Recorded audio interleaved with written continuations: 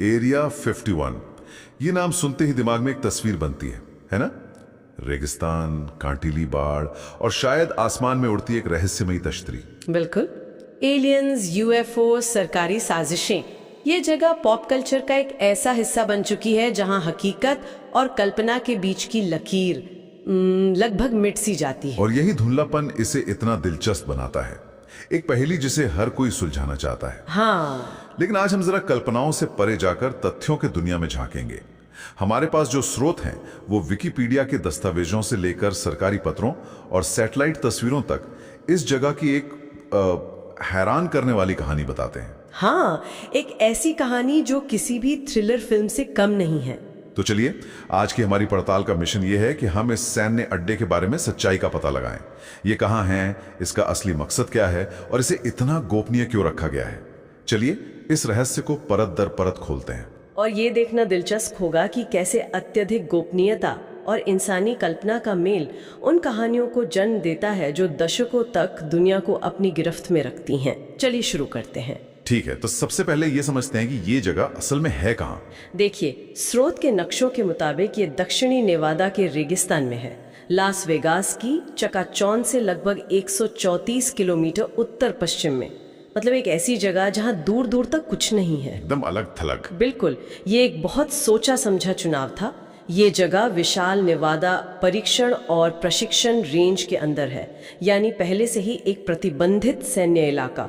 और इसके ठीक बीच में है ग्रूम झील। ग्रूम झील? हाँ, जो एक सूखी हुई झील का तल है। ये नेचर की बनाई हुई एक बेहतरीन हवाई पट्टी है, मीलों लंबी और एकदम सपाट। अच्छा, और इसका एक ही नाम नहीं है ना? ऐसा लगता है जैसे वो चाहते ही नहीं थे कि कोई इसे एक नाम से पुकारे। हाँ, ये गुमनामी बनाए रखने की एक रणनीति है। स्रोत में कई उपनामों का जिक्र है। ड्रीमलैंड, जो सुनने में कितना अजीब है, विडंबनापूर्ण है। हाँ, paradise ranch, home base, water town strip, और हाल के एयर ट्रैफिक चार्ट्स में तो इसे होमी एयरपोर्ट भी कहा गया है। और पायलट इसे द बॉक्स कहते हैं। हाँ, इसके आसपास के प्रतिबंधित हवाई क्षेत्र को मजाक में द बॉक्स कहते हैं, एक ऐसा डिब्बा जिसमें झांकने की भी इजाजत नहीं है। तो अमेरिकी सरकार क्या कहती है? क्या वो मानती है कि एरिया 51 मौजूद है? ये बड़ा दिलचस्प है। हमारे पास अमेरिकी वायुसेना का एक पत्र है। जब उनसे पूछा गया तो उन्होंने जवाब दिया कि एरिया 51 के नाम से उनका कोई अड्डा नहीं है। मतलब साफ इनकार? नहीं, यही तो खेल है। ये एक बहुत चालाकी भरा जवाब है, क्योंकि उसी पत्र में वो आगे कहते हैं कि नेलिस रेंज कॉम्प्लेक्स में ग्रूम झील के पास एक ऑपरेटिंग लोकेशन, यानी काम करने की एक गोपनीय जगह जरूर है। वाह! वो तकनीकी रूप से झूठ नहीं बोल रहे, मतलब सच भी पूरी तरह नहीं बता रहे। वो नाम को नकार रहे हैं, जगह के वजूद को नहीं। तो कहानी की शुरुआत ही शब्दों के इस खेल से होते हैं। तो फिर अगर वहां एलियंस नहीं है, तो इस किले जैसी जगह को बनाने का असली मकसद क्या था? वो ऐसा क्या बना रहे थे जिसे दुनिया की नजरों से इतना छुपाने की जरूरत थी? यहाँ से बात बहुत दिलचस्प हो जाती है और सबूत हमें ले जाते हैं सीधे शीत युद्ध के दौर में। 1955 में CIA और लॉकहीड की एक बहुत ही खास टीम थी, स्कंक वर्क्स। Skunk works? ये तो वो लोग थे जो नामुमकिन को मुमकिन बनाते थे। बिल्कुल। उन्हें अपने नए जासूसी विमान U-2 के परीक्षण के लिए एक ऐसी जगह चाहिए थी जो दुनिया के नक्शे पर हो ही ना। U-2? ये वही विमान था जो सोवियत संघ के ऊपर बहुत ऊंचाई पर उड़कर तस्वीरें लेता था। वही, और ग्रूम झील की सूखी सतह उसके लिए एकदम सही थी। उन्होंने वहां एक अस्थायी अड्डा बनाया और उसे मजाक में द रांच कहना शुरू किया। द रांच? हाँ, लेकिन माहौल उतना शांत नहीं था। हमारे स्रोतों में एक हैरान करने वाली बात लिखी है। उसी दौरान पास के नेवादा टेस्ट साइट पर लगातार परमाणु परीक्षण हो रहे थे। क्या मतलब, एक तरफ आप भविष्य का जासूसी विमान बना रहे हैं और बगल में परमाणु बम फट रहे हैं? बिल्कुल। 1957 में प्लम्बोब हुड नाम के एक परीक्षण के बाद रेडियो धर्मी कण पूरे ग्रूम अड्डे पर फैल गए और पूरे अड्डे को कुछ समय के लिए खाली करना पड़ा।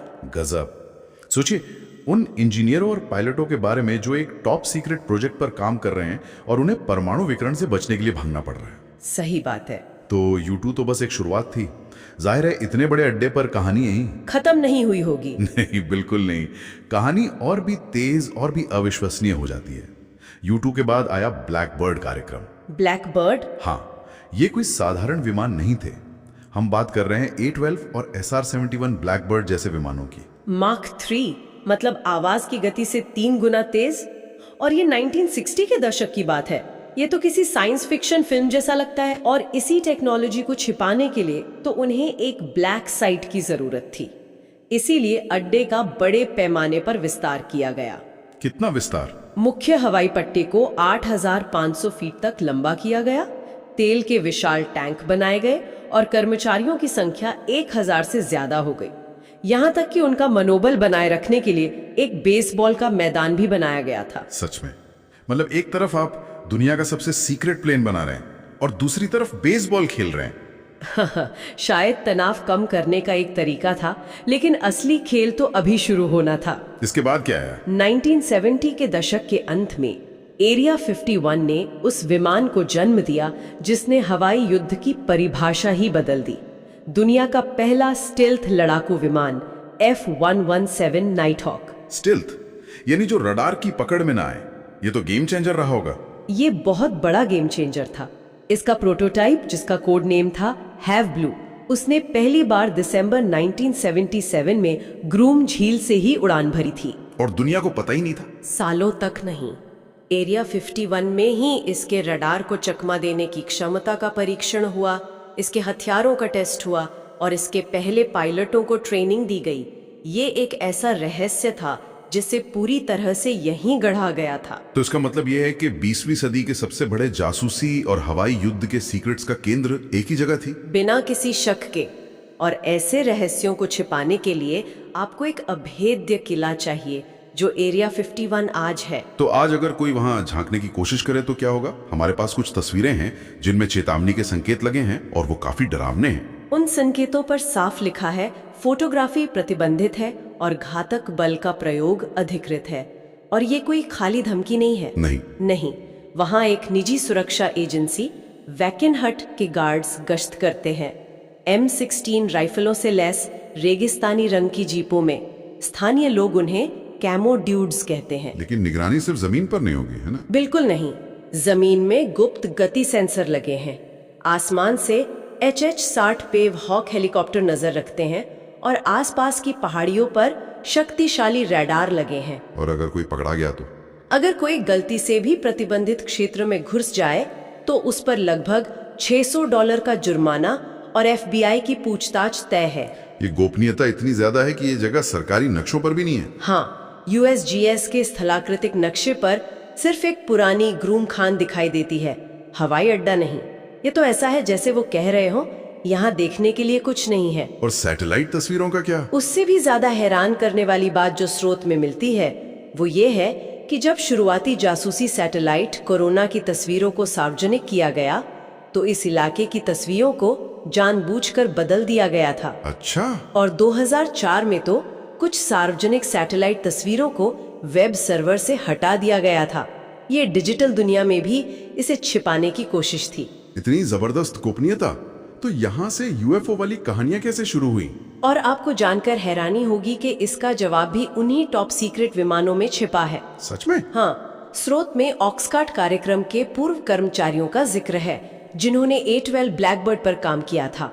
उनका मानना है कि उनके काम ने ही अनजाने में UFO देखे जाने की अफवाहों को जन्म दिया। कैसे? मतलब एक हवाई जहाज को उड़न तश्तरी कैसे समझा जा सकता है? आप कल्पना कीजिए, आप 1960 के दशक में एक कमर्शियल एयरलाइन के पायलट हैं और शाम के वक्त नेवादा के ऊपर से गुजर रहे हैं। तभी आपको एक अजीब चीज दिखती है।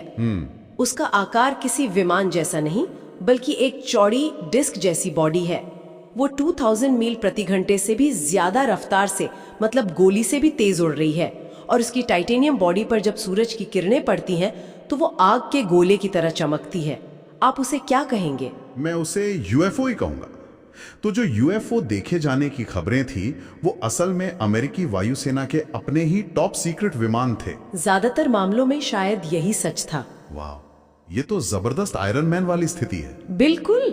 लेकिन जब सरकार पूरी तरह चुप रहती है और कहती है कि आपने कुछ नहीं देखा, तो इंसान का दिमाग खाली जगह को अपनी कहानियों से भरता है और यहीं से साजिश के सिद्धांतों का जन्म हुआ। हाँ, और ये कहानियां एक से बढ़कर एक है।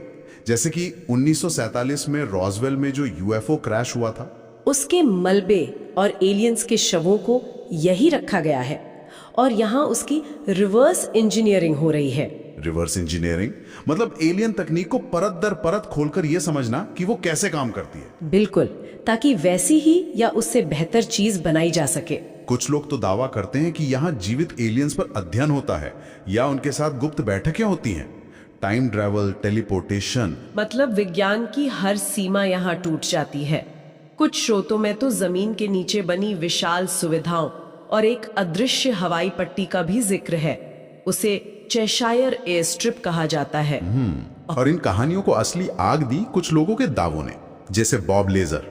हाँ, 1989 में बॉब लेजर नाम का एक व्यक्ति सामने आया। उसने दावा किया कि उसने एरिया 51 के पास S4 नाम की एक सुविधा पर एलियन अंतरिक्ष यान पर काम किया था।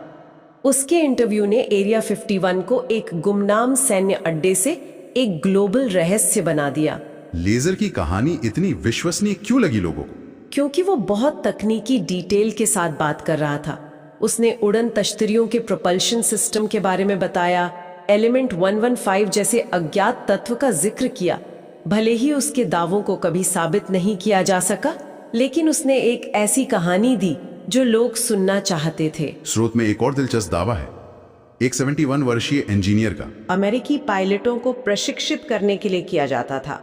उन्होंने तो एक एलियन के साथ मिलकर काम करने का भी दावा किया था, है ना? हाँ, जे रॉड नाम के एक एलियन के साथ। ये वो कहानियां हैं जो कल्पना और यथार्थ के बीच की रेखा को पूरी तरह मिटा देती हैं। तो कुल मिलाकर अगर हम अपनी इस पड़ताल को समेटें तो एरिया 51 एक ऐसी जगह है जो आधिकारिक तौर पर अत्यधिक गोपनीयता में डूबी हुई है। हाँ, ये हकीकत में इतिहास के सबसे उन्नत और क्रांतिकारी विमानों का जन्म स्थान रही है। और इसी जबरदस्त गोपनीयता ने एलियंस और साजिशों की अविश्वसनीय कहानियों के लिए एक उपजाऊ जमीन तैयार की। स्रोत से जो मुख्य बात निकल कर आती है वो ये है कि एरिया 51 की असली प्रलेखित भूमिका अत्याधुनिक सैन्य प्रौद्योगिकी के लिए एक टॉप सीक्रेट विकास और परीक्षण सुविधा के रूप में है।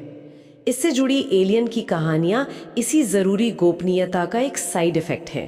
सच शायद कल्पना से ज्यादा दिलचस्प है, लेकिन कम रहस्यमयी नहीं।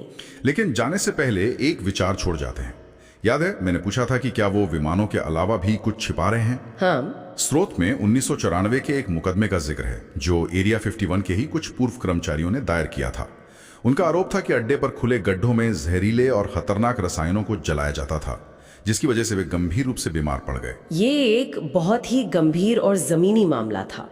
उन कर्मचारियों ने त्वचा, लिवर और सांस से जुड़ी भयानक बीमारियों की शिकायत की थी और उन्होंने सबूत मांगे कि किन रसायनों को जलाया जा रहा था। बिल्कुल। लेकिन सरकार ने राष्ट्रीय सुरक्षा और राजकीय रहस्यों का हवाला देकर मामले से जुड़ी कोई भी जानकारी देने से इनकार कर दिया। अच्छा। और तो और तत्कालीन राष्ट्रपति बिल क्लिंटन ने एक विशेष आदेश जारी करके एरिया 51 को देश के सभी पर्यावरण सुरक्षा कानूनों से छूट दे दी। ये छूट आज भी हर साल बढ़ाई जाती है। तो ये एक अहम सवाल खड़ा करता है, जब पूरी दुनिया आसमान में एलियंस और यूएफओस की तलाश कर रही है, तो क्या इस रेगिस्तान की जमीन के नीचे हमारी अपनी दुनिया और सेहत से जुड़े ज्यादा बड़े, ज्यादा असली और शायद ज्यादा खतरनाक रहस्य दफन है, जिन्हें राष्ट्रीय सुरक्षा के पर्दे के पीछे छुपाया जा रहा है? सोचने वाली बात।